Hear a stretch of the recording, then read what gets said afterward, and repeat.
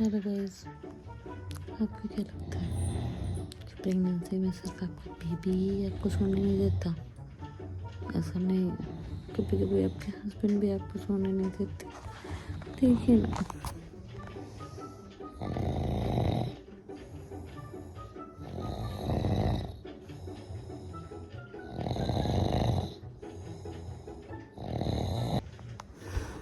क्या आपके साथ भी ऐसा होता है?